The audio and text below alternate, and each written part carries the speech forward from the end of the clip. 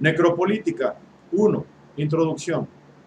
Presentamos dos textos clave para la comprensión de la crítica postcolonial de nuestros días.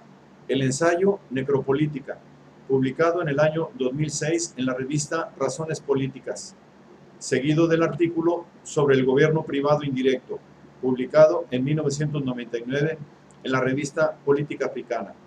Ambos plantean una concepción radical y transgresora de la relación entre el Estado y la ciudadanía, la necropolítica, en vez de la noción Foucaultiana de biopoder, y desvelan nuevas formas de dominación, sumisión y tributo, en particular en el continente africano postcolonial.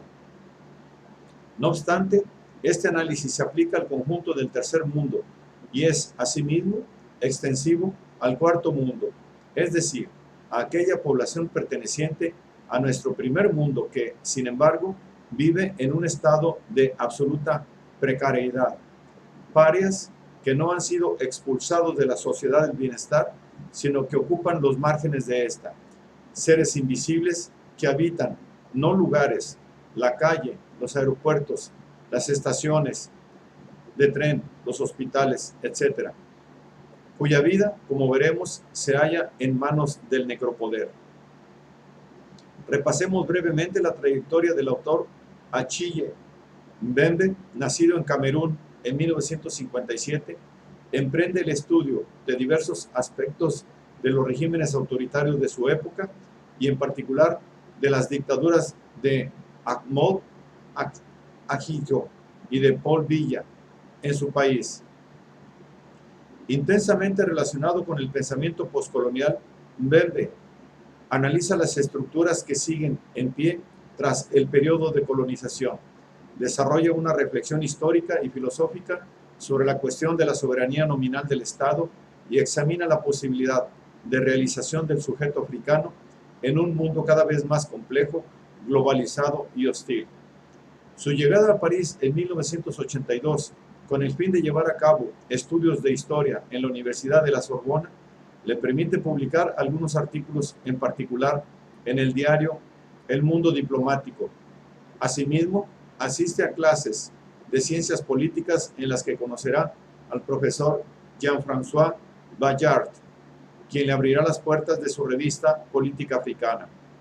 En 1986, al finalizar sus estudios, Mbembe pone rumbo a los Estados Unidos, donde da clases en distintas universidades.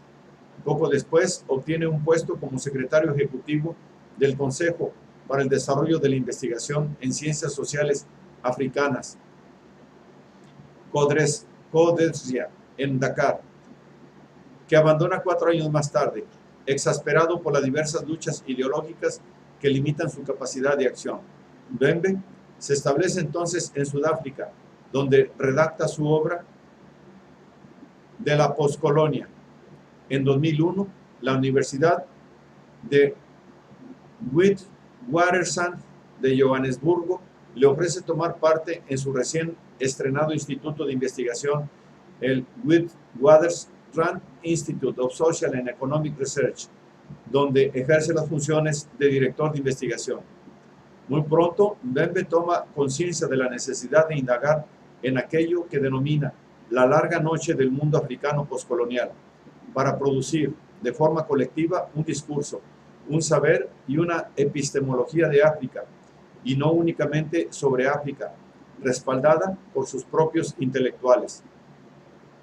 Su teoría sobre la necropolítica, profundamente inspirada en la obra de Foucault, le lleva a definir la soberanía como el poder de dar vida o muerte del que disponen los dirigentes africanos sobre su pueblo. Así, Mbembe describe el locus postcolonial como un lugar en el que un poder difuso y no siempre exclusivamente estatal inserta la economía de la muerte en sus relaciones de producción y poder.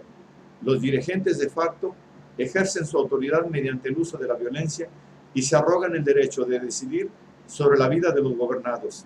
Mbembe afirma que la característica propia de la etapa postcolonial reside en que, a diferencia de la época colonial, en la que la violencia era un medio exclusivamente para lograr la rentabilidad, Esta se revela como un fin en sí mismo. En este sentido, el biopoder, término acuñado por Foucault para referirse a un régimen inédito que toma como nuevo objetivo y vehículo de acción el bienestar de la población y la sumisión corporal y sanitaria de sus ciudadanos, se nos presenta como el antecedente del necropoder.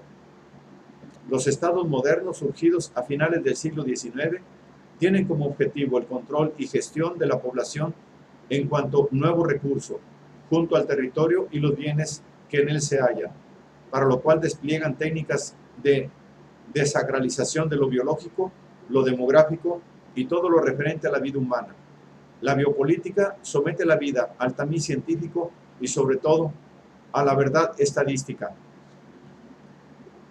Achille Mbembe sugiere que los regímenes políticos actuales obedecen al esquema de hacer morir y dejar vivir, y sitúa la aparición de esta nueva forma de control durante el periodo colonial, momento de gran desestructuración de los límites entre la vida y la muerte que propició el silenciamiento del cuerpo.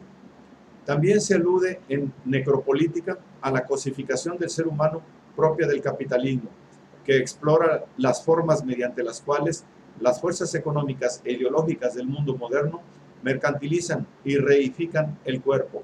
Se estudia de qué manera éste se convierte en una mercancía más, susceptible de ser desechada, contribuyendo a aniquilar la integridad moral de las poblaciones. Las personas ya no se conciben como seres irreemplazables, inimitables e indivisibles, sino que son reducidas a un conjunto de fuerzas de producción fácilmente sustituibles. Por tanto, la necropolítica podría definirse como una suerte de contrabiopoder, ligado, sin duda, al concepto de necrocapitalismo, tal y como lo entiende Sayak Valencia en su ensayo Capitalismo Gore, es decir, al capitalismo contemporáneo que organiza sus formas de acumulación de capital como un fin absoluto que prevalece por encima de cualquier otra lógica o metanarrativa. Elizabeth Palomir Achmanbaud